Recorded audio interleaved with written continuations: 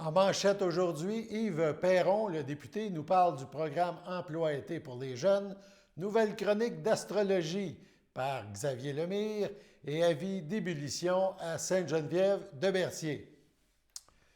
Donc, bienvenue à tous à ce bulletin d'information du 25 janvier sur les ondes de CTRB, votre télévision locale et régionale. On procède maintenant aux informations, les dernières, les plus récentes. Avis d'ébullition à Sainte-Geneviève de Berthier. On parle évidemment de l'eau potable. Rappelons que l'avis d'ébullition à Sainte-Geneviève de Berthier, à la suite d'un bris d'aqueduc arrivé samedi matin, est toujours en vigueur. C'est toujours maintenu, cet avis-là. Les citoyens demeurant sur les rues suivantes, on vous l'a dit dans quelques secondes, doivent faire bouillir l'eau au moins 1 minute avant de la consommer. Les rues touchées sont du 690 au 702 rang de la rivière Bayonne-Sud et les gens qui demeurent sur le rang du fer à cheval. Donc, ces gens-là, vous devez faire bouillir l'eau jusqu'à votre prochaine directive émanant de la municipalité, donc jusqu'à ce que la levée d'ébullition vous soit transmise par l'automate d'appel. Donc, vous recevrez un appel automatisé qui vous informera de la fin de cet avis d'ébullition de l'eau potable. Poursuivons maintenant avec une nouvelle concernant le Créval et sa programmation. Nous vous parlions la semaine dernière des journées de la persévérance scolaire. Le comité régional pour la valorisation de l'éducation propose chaque semaine, on vous l'avait mentionné à ce moment-là, des trios extra. Nous sommes à la 2e semaine donc, et Anne-Marie Picard, directrice générale du comité régional pour la valorisation de l'éducation, nous parle justement du trio extra de cette semaine. On l'écoute. Oui, la semaine du 25 janvier, donc la thématique, c'est l'engagement et la motivation. Quand on parle d'engagement, on parle d'engagement scolaire. Donc, le message qu'on va diffuser, c'est une infographie où des jeunes proposent des solutions. On a tenu un webinaire au mois de novembre dernier avec la chercheure Nadia Rousseau de l'UQTR et elle a fait une recherche pan-canadienne auprès de jeunes en leur demandant comment vous avez vécu la pandémie, qu'est-ce qu'on pourrait faire pour que ça se passe mieux, puis aussi qu'est-ce qu'on pourrait faire pour améliorer votre bien-être. Et ces jeunes-là ont fait des pistes de solutions qui s'adressent aux jeunes eux-mêmes, à leur famille, mais aussi aux équipes écoles. Donc, il y a des solutions là, pour les 3 sphères de leur vie. Le Créval s'est inspiré de ce webinaire-là pour produire une infographie là, qui donne quelques trucs à cet égard. Au niveau de la vidéo à regarder, eh bien là, c'est un scoop. On est très fiers d'avoir Mylène Paquette dans notre programmation. Donc, une aventurière, une rameuse océanique. Mylène va faire un Facebook Live mercredi le 27 janvier à 12h15, de façon à ce que les gens dans les écoles puissent, et les services de garde puissent aussi diffuser cette vidéo-là pendant le repas des jeunes. Le titre de la vidéo, Face aux intempéries, l'attitude est la clé. Madame Paquette est très consciente que nous n'avons pas choisi la pandémie, mais qu'elle avait choisi son périple à travers l'océan, mais malgré ça, elle croit que l'attitude peut être une clé là, pour nous aider à demeurer motivés. Là. Donc, Mme Paquette va s'adresser aux jeunes et aux adultes en formation pour les encourager, pour leur refiler aussi quelques trucs pour surmonter leurs propres défis. Un défi qu'elle a elle-même choisi, là, comme je l'ai dit. Et dans les outils à expérimenter, donc, on a plusieurs outils pour réfléchir, dans le fond, à la réussite et à la persévérance scolaire. Pour les premiers et deuxièmes cycles du primaire, c'est un outil qui s'appelle l'équation de ma réussite. Donc, les jeunes nomment ce qui contribue à leur réussite. Ils peuvent s'auto-influencer de cette façon-là et souvent identifier des moyens là, pour répondre à leurs défis personnels. Pour le troisième cycle du primaire et le secondaire et le post-secondaire, c'est un tableau de visualisation. C'est un peu le même principe.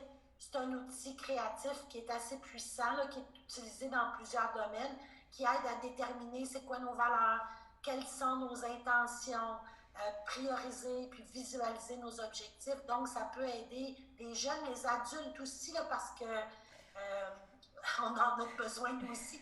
Donc, les aider à se projeter dans l'avenir. Puis enfin, l'an dernier, on a créé un atelier philosophique sur la persévérance scolaire grâce à des professionnels du Centre de service scolaire des Samars. Donc, c'est un atelier pour tous les âges où on fait un peu de philosophie sur le thème de la persévérance scolaire. Oh, parfait, ça. C'est ça, la philosophie va être utile dans les prochaines semaines, si je peux dire ça comme ça, là. Oui, puis c'est de plus en plus utilisé aussi dans le milieu scolaire là, pour apaiser, pour réfléchir, pour enlever l'anxiété aussi, là, diminuer l'anxiété. En tout cas, c'est quelque chose qui est présent dans nos écoles depuis quelques années, puis que je pense va le devenir de plus en plus. Là. Le député fédéral de Berthier-Masquinongé, Yves Perron, nous a parlé ces dernières heures là, du programme d'emploi d'été pour les jeunes. Des séances d'information additionnelles ont été ajoutées pour les demandes au programme d'emploi d'été. Ces séances permettent de fournir les renseignements généraux sur ce dit programme. À ce sujet, on écoute le député Perron. Il y a aussi des nouvelles séances qui se sont ajoutées pour le programme Emploi-été Canada 2021. Pouvez-vous m'en parler un peu? Je pense que c'est jusqu'au 29 qu'on disait. En fait, le programme Emploi-été Canada, c'est un programme qui est bien intéressant, qui permet aux entreprises, aux organisations sans but lucratif, mais aussi aux entreprises privées, de pouvoir bénéficier d'une subvention, dans le fond, à l'emploi. Pour engager des travailleurs, souvent des étudiants, pendant l'été. Et ça, c'est un programme qui revient de façon annuelle. L'an dernier, on se souviendra qu'il y avait eu une modification du programme pour se centrer sur les priorités COVID et une augmentation, entre autres, du pourcentage financé pour les entreprises privées. Ça pouvait aller jusqu'à 100%. Et un allongement de la durée de disponibilité de ces emplois-là aussi.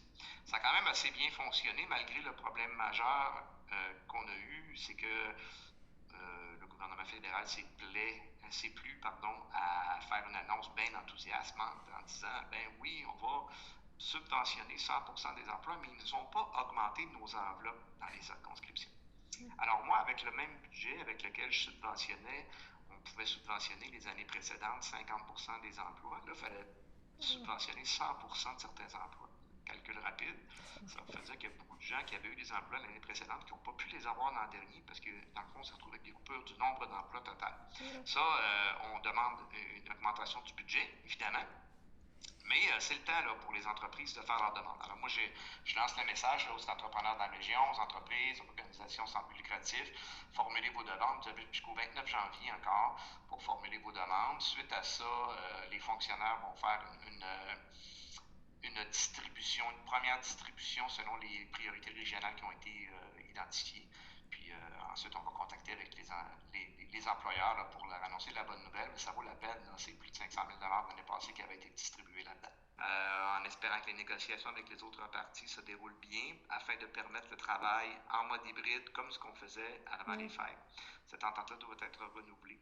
Et on compte sur la collaboration de tout le monde pour faire avancer nos dossiers. On a plusieurs dossiers, moi particulièrement là, mon projet de loi sur la protection de la gestion de l'offre qui devrait être la deuxième heure de débat de la deuxième lecture devrait avoir lieu vers la fin février, le vote début mars.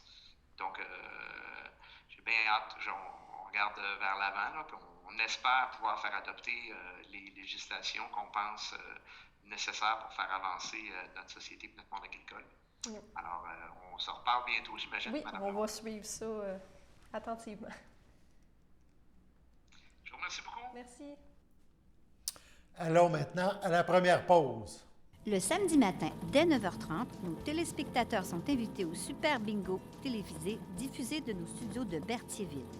Depuis maintenant une vingtaine d'années, plusieurs adeptes de la télévision régionale se sont partagés un montant de 600 $ disponible chaque semaine lors de cette joute de bingo télévisé.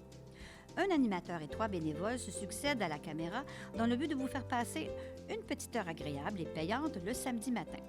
On peut se procurer les cartes de jeu chez les dépositaires autorisés participants, c'est-à-dire à Berthierville, le dépanneur Formule 1 rue Gilles Villeneuve, le marché IGA Extra sur la rue Gabrielle Brissette, le marché Métro rue Notre-Dame, la pharmacie Proxime rue Frontenac, le garage Pétroté sur la rue Gilles Villeneuve, et à Saint-Ignace-de-Loyola, le marché Aldo rang Saint-Michel, le dépanneur Le Magasin Esso sur le chemin de la Traverse. C'est un rendez-vous tous les samedis matins à 9h30 sur les ondes de CTRB, votre télévision régionale et communautaire.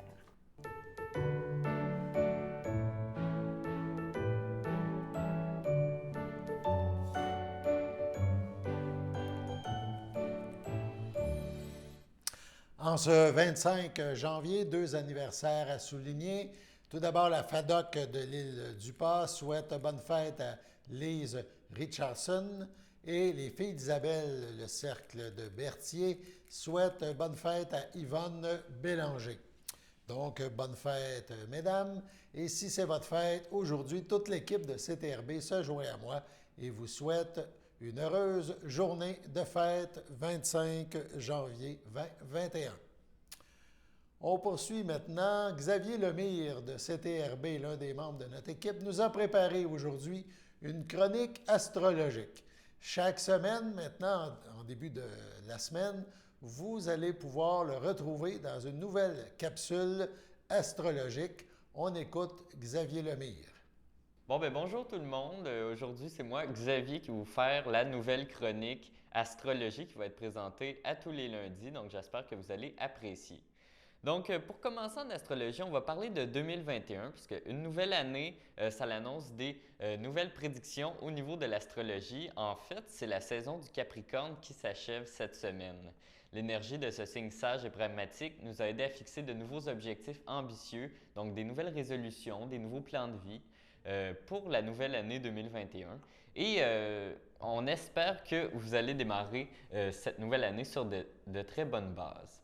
Désormais, nous entrons dans la saison du Verseau et ça va chambouler tous nos acquis dans notre vie. Cette semaine, le challenge va être surtout de conserver cette nouvelle stabilité et de tester notre résistance face aux défis. Donc, il y a beaucoup de choses qui vont changer dans nos vies au niveau des astres, mais il ne va pas falloir essayer de résister face à ces nouveaux changements, il va falloir les embrasser. Alors, au niveau des astres, eh bien, il y a le Soleil qui entre dans le territoire du Verseau. C'est un signe rebelle et indépendant qui remet en question nos principes fondamentaux. Et ça vient complètement se cogner contre l'astrologie chinoise qui nous prédit justement qu'on est dans l'année du bœuf. Et ça, c'est un signe très traditionnel, très adapté au quotidien et très ancré dans nos racines. Et là, on est avec un signe rebelle. Donc, ça va peut-être s'affronter, ces deux signes-là. Donc, ce qui pourrait faire qu'il va y avoir beaucoup de choses qui vont changer dans votre vie, beaucoup de changements. Il est possible que les croyances et les structures qui façonnaient votre vie jusqu'à présent vont totalement s'effondrer. Mais prenez pas panique, c'est vraiment des changements qui sont positifs. Donc, on est en Verseau et le Verseau est signe d'une certaine sagesse, de liberté et on espère vraiment un avenir plus optimiste et j'espère que vous allez construire cette nouvelle année sur ces bonnes bases. De plus, mercredi, Mars, la planète d'action, rencontre l'imprévisible Uranus. Donc, c'est deux planètes qui ne s'alignent pas vraiment. Uranus représentant plus la sagesse et Mars, la guerre, l'action. Donc, on a un puissant désir de se libérer de tout ce qui nous limite et ça risque de bouleverser complètement notre routine. Donc, moi, ce que je vous conseille, profitez de cette bonne énergie, de cette énergie de renouveau pour changer des choses dans votre vie, les choses qui ont besoin d'être changées et sans pour autant céder à des impulsions imprudentes, à des changements un peu irrationnels. Faites des changements, mais des bons changements, puis des changements qui sont réfléchis. On va commencer pour les béliers. Donc, pour la semaine prochaine, les impacts planétaires vont aider le bélier à se rapprocher de la personne qu'il aime. Donc, ça, c'est très positif niveau amour. Cette semaine, il va y avoir beaucoup d'honnêteté et on va reconnaître aussi des erreurs. Moi, personnellement, je suis bélier. Cette semaine aussi, les béliers, on va reconnaître qu'il y a certaines erreurs qu'on fait et qu'on avait complètement niées par le passé, puis là, on commence à les reconnaître. Les béliers étant très têtus, cette semaine, l'expérience va nous prouver le contraire, donc on pense toujours avoir raison d'une certaine manière, mais l'expérience va nous montrer que le point de vue des autres est aussi important. Niveau financier, ça va être très stable, à moins que vous ayez fait des décisions imprudentes ces derniers temps. C'est quand même positif sur le plan des finances. Niveau santé, ça va très très bien.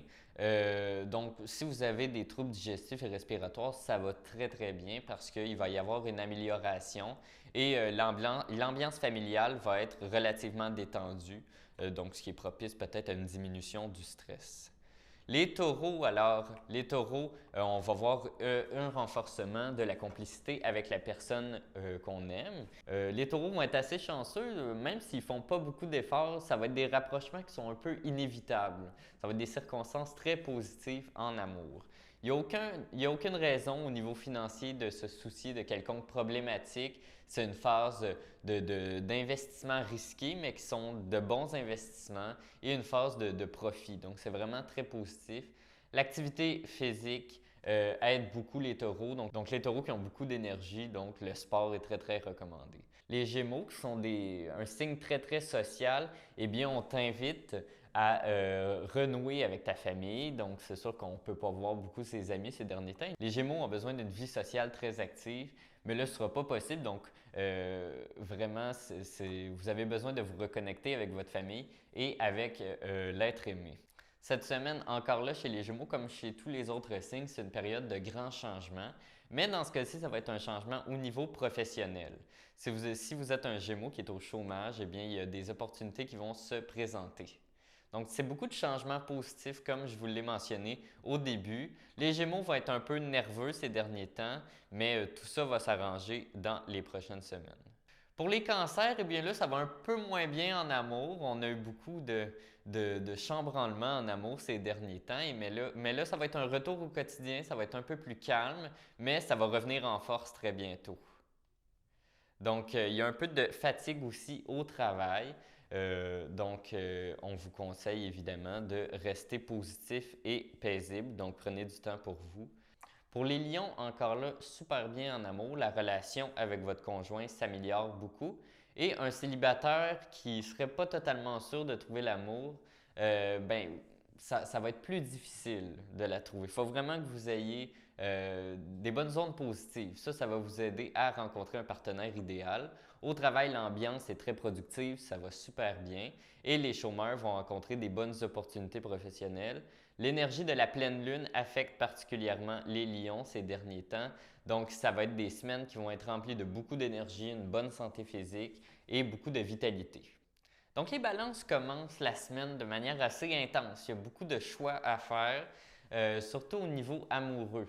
Donc, il faut repenser sa manière de vivre en amour parce que ces temps-ci, il y a beaucoup de questionnements qui se font, mais une recherche d'harmonie est vraiment la clé du succès en amour pour vous. Sur le plan professionnel, très occupé, il va y avoir d'autres personnes qui vont vous aider à atteindre vos objectifs. Donc, un peu plus difficile, mais vous avez de l'aide autour de vous. Le stress a encore des conséquences. Vraiment, le stress revient beaucoup pour tous les signes, en fait, parce que c'est une période qui est assez remplie de changements.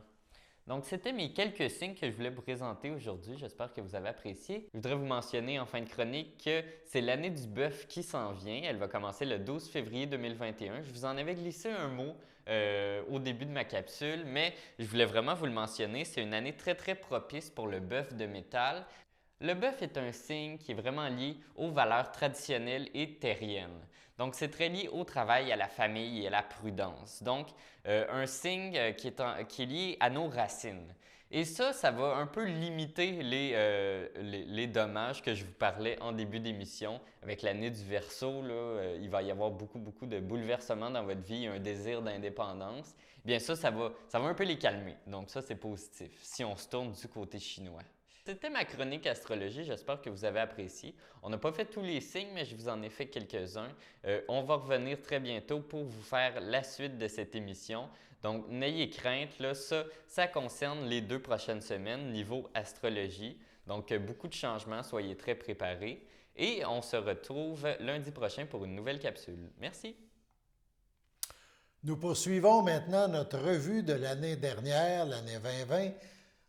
Et c'est aussi notre dernière clip qui rappelle ce qui s'est passé sur notre territoire l'an dernier. Donc, il nous reste 4 mois à regarder. Aujourd'hui, la revue parle du mois de septembre. Donc, nous nous retrouvons d'ailleurs l'événement malheureux qui est survenu au centre hospitalier de la Naudière à Saint-Charles-Borromée, soit le décès de Joyce Echaquan. Un moment plus positif retient aussi notre attention dans la région. On parle du premier cours de l'Université du troisième âge à Berthier. Nous nous étions entretenus avec Jean-Marie Gagnon, vice-président de l'Université du troisième âge et responsable de la programmation. On écoute la vidéo.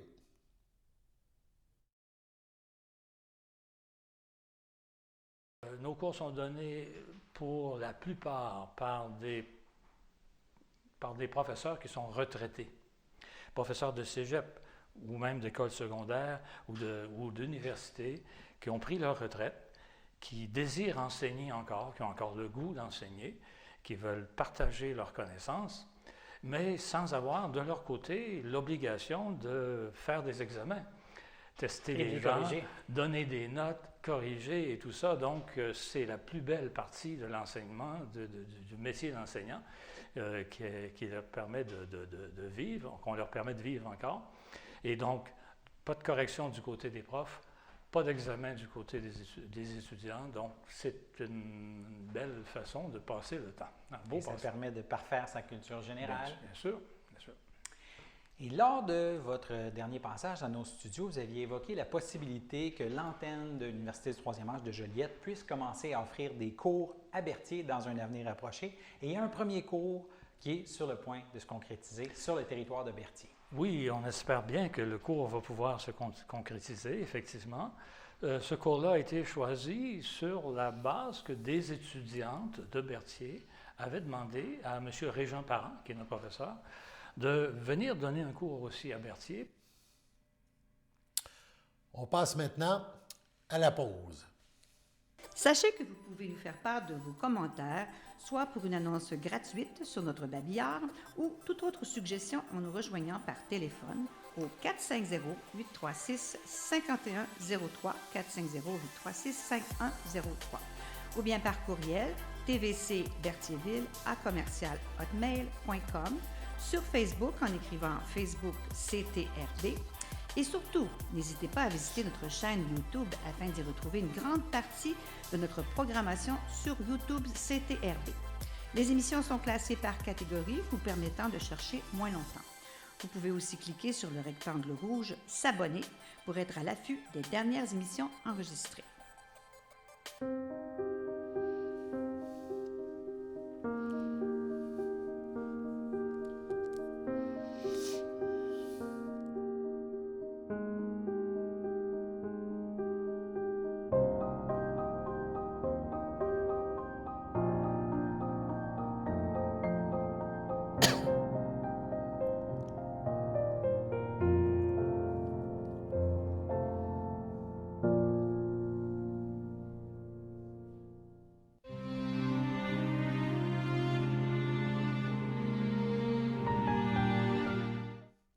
Au CHDL de Saint-Charles-de-Borromée, le 21 janvier, à l'âge de 84 ans, est décédé M. André Pagé, époux de Muriel Soulière, demeurant à Saint-Charles-de-Borromée, autrefois de Berthierville. Il laisse dans le deuil, outre son épouse, ses filles, Maryse Pagé, Denis Chaput, Nathalie Pagé, Sylvain Desjardins, ses petits-enfants Guillaume, Marc-Antoine, Gabriel, Stéphanie, Audrey et Pierre-Olivier, ses 5 arrière-petits-enfants, sa sœur, ses frères, beaux-frères et belles-sœurs, Lucette Pagé, Claude Pagé, Marielle Comartin, Jacques Pagé, Alain Pagé, Louise Zampini, André Soulière, plusieurs neveux, nièces, autres parents et amis. Étant donné les circonstances de la pandémie actuelle, la famille de M. Pagé a pris la décision de tenir les rituels funéraires en toute intimité. Au CHSLD du Piémont à Saint-Jean-de-Mata, le 22 janvier dernier, à l'âge de 63 ans, est décédé M. Gérard Lecourt, époux de Diane Châteauvert, fils de feu Lucien Lecourt et de feu Jeanne d'Arc Vigneault, demeurant à Saint-Cuthbert. Il laisse dans le deuil, outre son épouse, ses enfants, ses petits-enfants, ses frères, ses sœurs, beaux-frères et belles-sœurs, ainsi que plusieurs neveux, nièces, autres parents et amis. La famille de M. Lecourt a pris la décision de reporter les rituels funéraires à une date ultérieure, et ce, en toute intimité. Au nom de CTRB et de tous ses employés, nous souhaitons nos plus sincères sympathies aux familles éprouvées. Rappelons également qu'à cause des nouvelles mesures au niveau évidemment de la COVID, mesures qui ne permettent qu'un nombre maximum de 10 personnes au total lors des rituels, des changements peuvent être apportés sans préavis. Il suffit cependant de visiter le site web de F-Thériault, soit www.ftheriault.com, pour se tenir au courant. Passons maintenant à la vaccination contre la COVID dans l'Anaudière. La vaccination est terminée en CHSLD, bonne nouvelle, et l'opération se poursuit. Le Centre intégré de santé et services sociaux de l'Anaudière a annoncé que la vaccination dans les CHSLD publics et privés de la région est complétée, ce depuis le 18 janvier. Au total, 1511 résidents en CHSLD ont reçu le vaccin, soit près de 95 % des personnes hébergées dans ces centres. C'est une excellente nouvelle. La vaccination se poursuivra dans les prochaines semaines et s'effectuera selon l'arrivage des vaccins et les priorités établies par le gouvernement. En date du 22 janvier dernier, voici la répartition des doses de vaccins administrées dans l'Anaudière. On parle de 9 178 doses administrées. De ce nombre de doses, 6 375 ont été admises, ont été données à des travailleurs de la santé, 1 587 à des résidents, 95 à des proches aidants et 1 121 autres doses ont été administrées à des personnes ciblées. Donc, c'est bien débuté. Évidemment, plus il y aura de vaccins disponibles, plus que le rythme pourra augmenter. Donc, c'était évidemment l'ensemble de nos informations. On passe maintenant à la météo.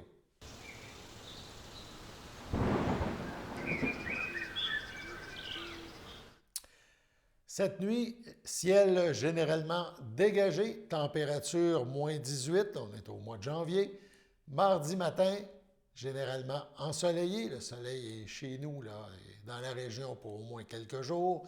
Température quand même froide à moins 17 degrés. Mardi en après-midi, on parle de ciel variable et le mercure sera légèrement à la hausse puisqu'il atteindra moins 9 degrés. Voilà, c'était vos informations en ce 25 janvier. Alain Bellimare au Pépites qui vous souhaite bonne fin de journée.